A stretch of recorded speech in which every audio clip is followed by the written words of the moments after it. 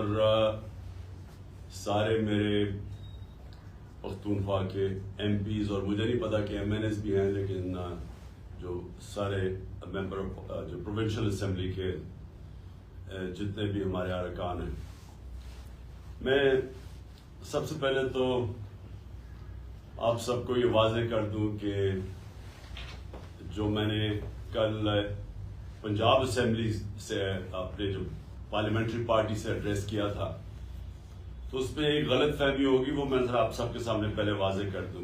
غلط فہمی ہوگی ہماری اپوزیشن کو، یعنی ہماری جو گورنمنٹ میں بیٹھی ہوئی اور جو پی ڈی ایم کے لوگ ہیں۔ دیکھیں، ہم نے فیصلہ کر لیا ہے کہ ہم نے یہ اسمبلیوں سے، کے پی اور اپنی پنجاب کی اسمبلیوں سے ان کو ڈیزالو کرنا ہے اور الیکشنز پہ جانا ہے۔ ہم نے صرف ان کو، پی ڈی ایم والے لوگوں کو، ان کو ایک پیغام دیا کہ دیکھیں 66% پاکستان میں الیکشن ہوگا جیسے ہی ہم اپنی یہ 2 اسمبلیاں ڈیزالو کریں گے۔ اب 66% پاکستان میں جب الیکشن ہوگا تو جو فیڈرل گورنمنٹ ہے وہ تو اس کا تو کام کرنا ختم ہو جائے گا، کیونکہ وہ تو سارے الیکشن میں چلے جائیں گے۔ جب 66% پاکستان میں الیکشن ہوگا تو فیڈرل گورنمنٹ کیا کرے گی؟ وہ سارے الیکشن میں چلے جائیں گے، اس کا مطلب ملک ہالٹ ہو جائے گا۔ اب میں نے ان کو یہ سمجھایا، کل کوشش کی، اور میرے خیال میں غلط پیغام چلا گیا کہ دیکھیں میں ملک کے لیے آپ کو آفر کر رہا ہوں، الیکشن تو جب بھی ہوں گے وہ انشاءاللہ چاہے اکتوبر میں ہو چاہے اگلے اگست میں ہو، انشاءاللہ تحریک انصاف نے تو اب جیتنا ہے۔ وہ جیتنا اس لیے ہے کہ لوگوں نے جو ان کی کارکردگی دیکھی ہے پچھلے 7 مہینے میں، لوگ تو یعنی ان سے اتنا متنفر ہے کہ یہ باہر ہی نہیں نکل سکتے۔ یہ جدھر پبلک کے اندر جاتے ہیں ان کو چور کے نعرے لگتے ہیں۔ ملک تو یہ کسی ایک شعبے کے اندر ملک میں کوئی فائدہ نہیں ہوا، یعنی کوئی امپروومنٹ نہیں ہوئی، بلکہ ملک تو نیچے جا رہا ہے۔ سارے جو ان کا جو اپنے 2 بڑے فائنانس منسٹر جو ان یہ لے کے آئے تھے اور یہ تجربہ کار لوگ تھے، وہ اب آپس میں لڑ رہے ہیں۔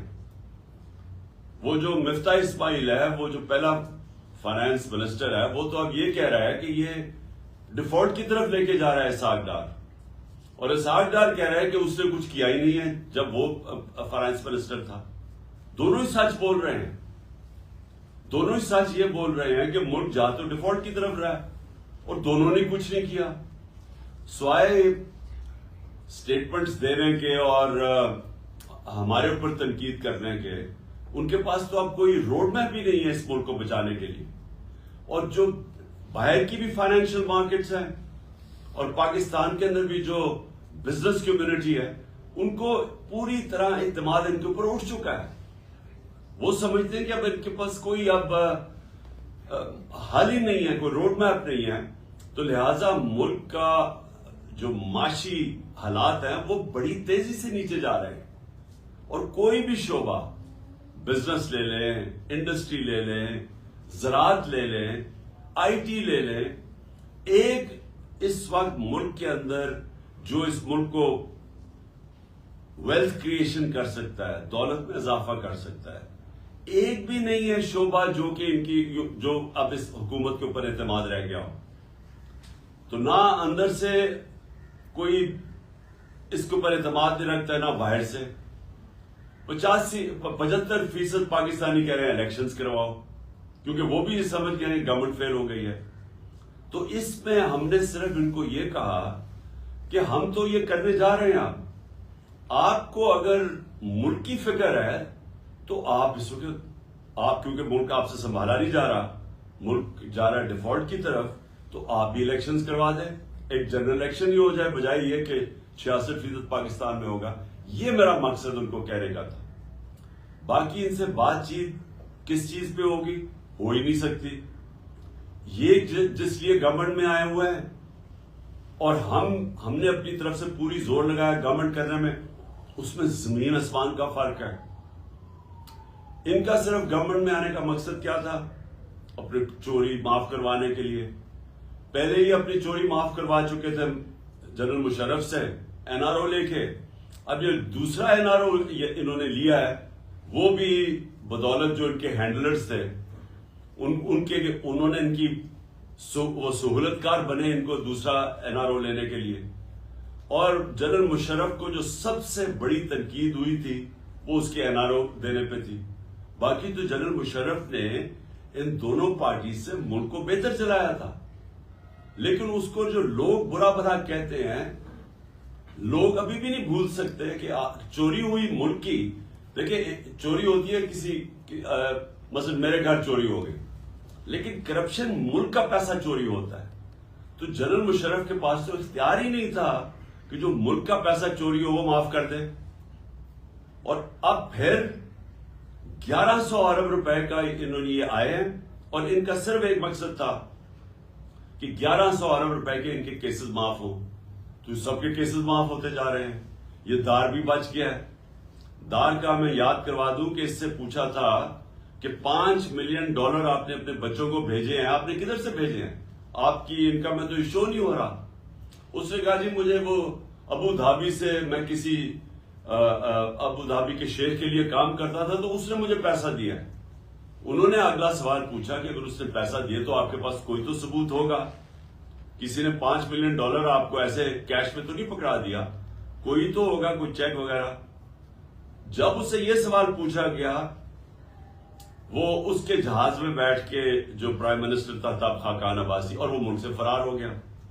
اب آ کے انہوں نے قانون اتنا بدل دیا کہ وہ بھی پاک ہو گیا. اور اب وہ مریم بھی بچ گئی ہے. نواز شریف کی تیاری ہو رہی ہے اس کو بھی بچانے کے لیے. آصف زرداری کے کیسز وہ ختم ہو رہے ہیں. 1100 ارب روپے کا ملک کو ڈاکہ پڑ رہا ہے. اور یہی انہوں نے ابھی تک اگر ان کا کوئی کارنامہ ہے تو وہ ہے کہ اپنے کیسز معاف کروا لیے. اور اس کا جو دوسرا ان کی کوشش ہے کہ کسی نہ کسی طرح عمران خان کو ڈسکوالیفائی کرے، کسی نہ کسی طرح پی ٹی آئی کے لوگوں کے اوپر کیسز کریں تاکہ ہم ناک آؤٹ کر دیں، یعنی ٹیکنیکل ناک آؤٹ کر کے تو ہم کسی طرح الیکشن جیت جائیں، اور یہ نہیں جیت سکیں گے. تو ملک کا اس وقت ضرورت یہ ہے کہ سیاسی استحکام آئے.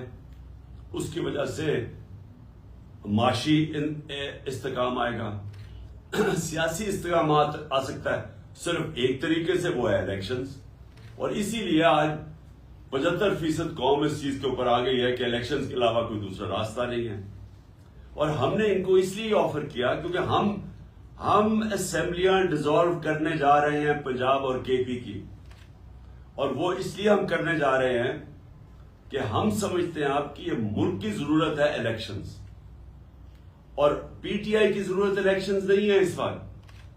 پی ٹی آئی تو انشاءاللہ جب بھی الیکشنز ہوں گے تو ہم جیت جائیں گے، بلکہ جتنی دیر یہ بیٹھے جا رہے ہیں اسمبلی میں ان کا تو گراف اور تیزی سے نیچے جا رہا ہے. تو ہمیں تو فائدہ ہی فائدہ ہے کہ اگر الیکشن ڈیلے بھی ہو جاتے ہیں. لیکن ملک، میں آپ سب کو یہ کہنا چاہتا ہوں کہ جو ملک کے حالات ہیں وہ اس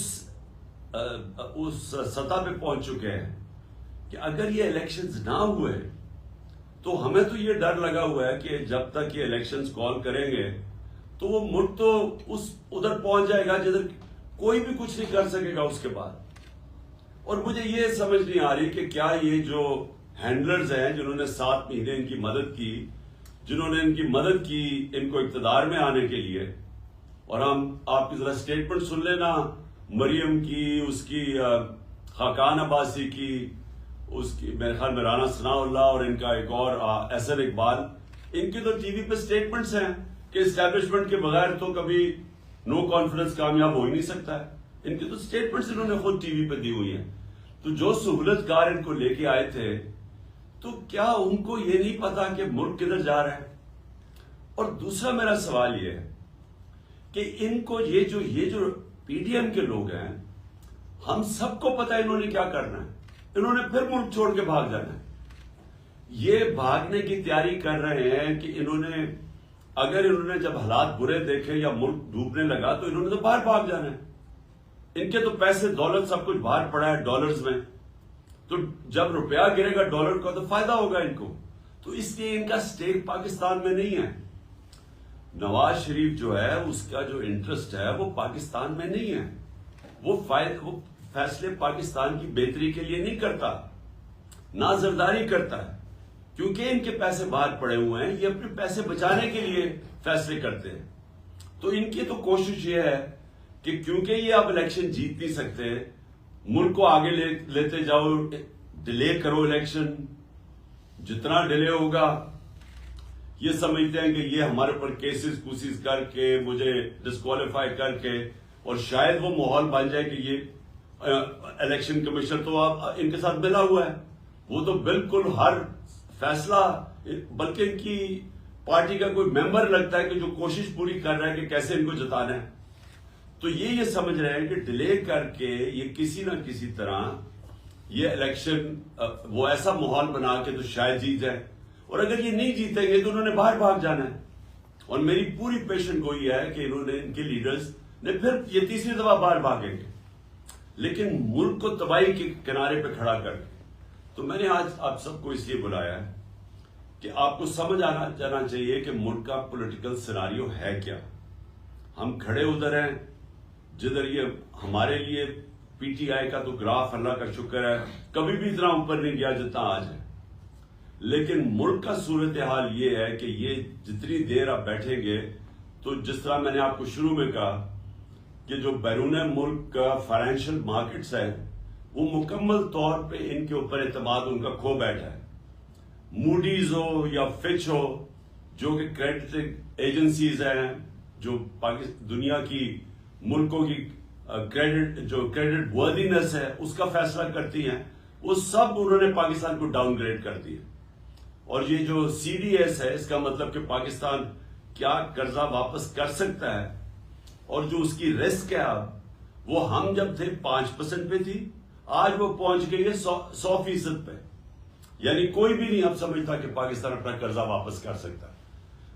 اس لیے باہر سے تو پاکستان میں پیسہ آنے نہیں لگا, نہ انویسٹمنٹ آنے لگی ہے, نہ پاکستان کے اندر سے انویسٹمنٹ آنے لگی ہے. اور دوسری چیز جو یہ قرضے مانگیں گے کمرشل بینک سے, انہوں نے اب دینے نہیں ہیں قرضے.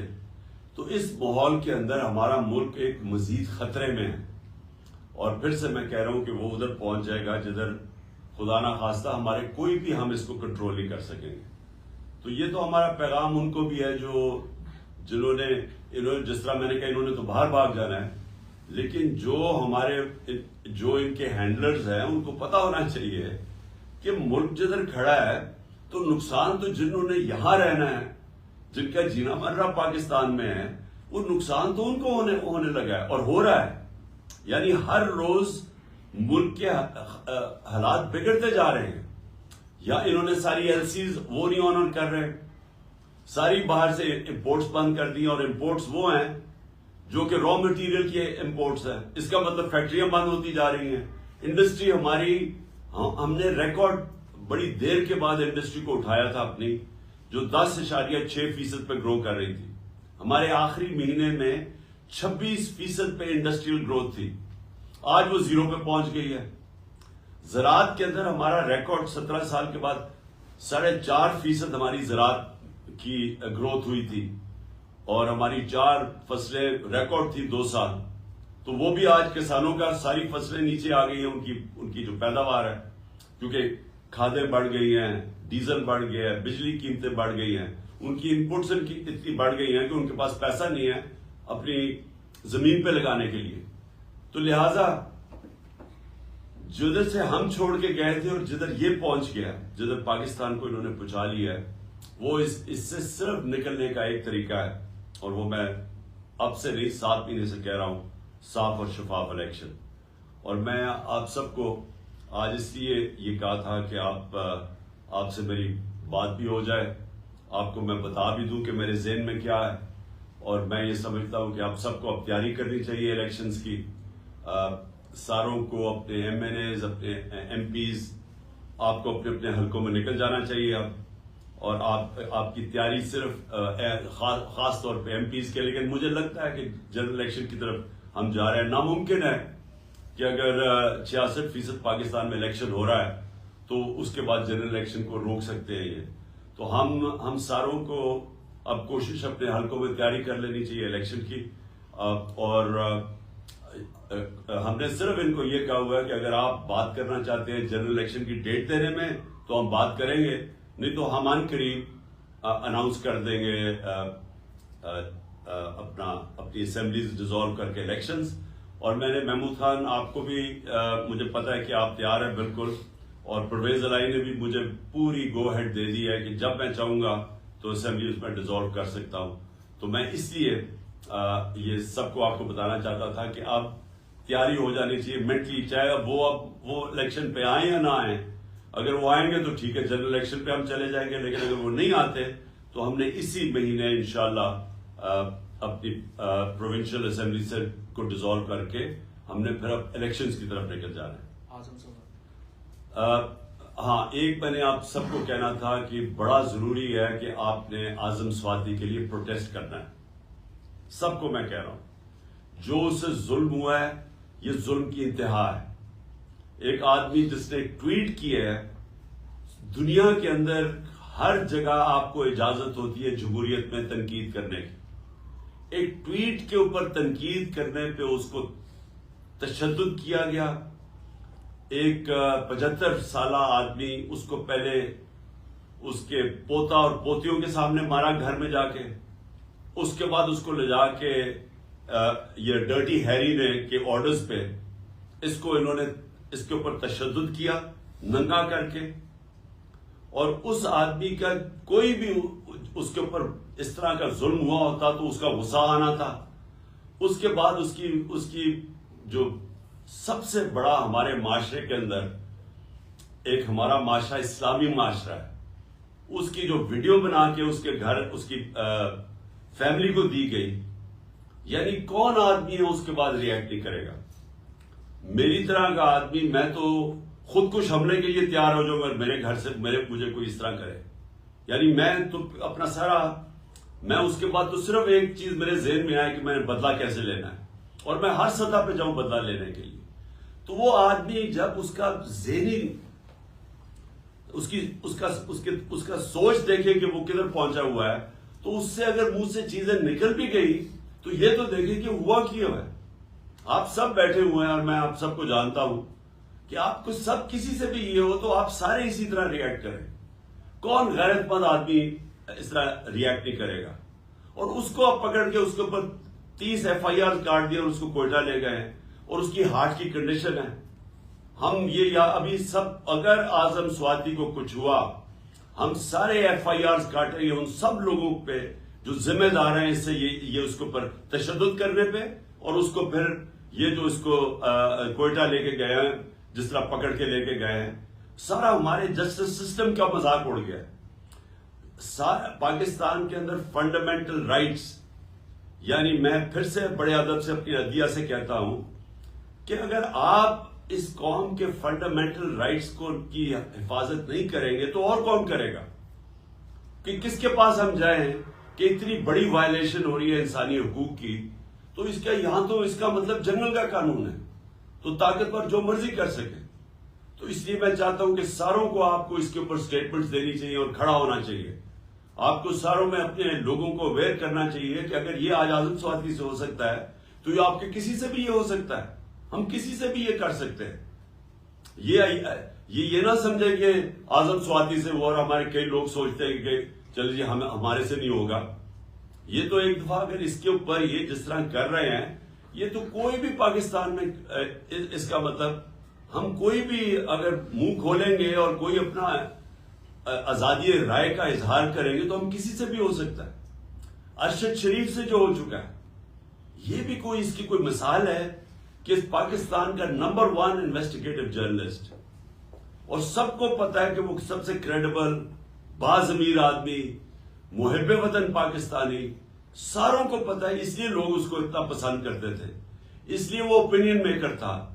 لوگوں کو پتا تھا کہ وہ ملک کے لیے کھڑا, ملک کے مفادات کے لیے. اس سے جو ہوا ہے اور اسے جا کے باہر قتل کر دیا. اور مجھے اتنا افسوس ہے اپنے صحافی برادری سے کہ اس کے لیے نہیں آپ کھڑے ہوں گے, اور آپ کی جس کی بھی وجہ سے اس کے لیے کھڑے نہیں ہو رہے, یہ تو اس کا مطلب آپ سب کسی سے بھی ہو سکتا ہے. کسی صحافی اگر ارشد شریف سے ہو سکتا ہے تو کسی سے بھی ہو سکتا ہے. اس لیے میں اپنی قوم کو کہتا ہوں کہ یہ وقت ہے اپنی حقیقی آزادی کے لیے کھڑے ہو. حقیقی آزادی آتی ہے حقوق سے. حقوق ملتے ہیں رول آف لا سے, انصاف سے. تو یہ پاکستان میں وہ وقت ہے. تو آپ سب کو میں یہ کہنا تھا کہ آپ سب کو مینٹلی پریپیئر ہونا چاہیے کہ ہم نے ابھی الیکشن میں بھی جانا ہے اور یہ ہماری مسلسل جدوجہد جاری رہے گی. یہ پہلا قدم ہوگا انشاءاللہ جب ہم اپنی پروونشل اسمبلیز میں الیکشنز کروائیں گے. محمود خان آپ تھینک یو, اور آپ پلیز کچھ کہنا چاہتے ہیں.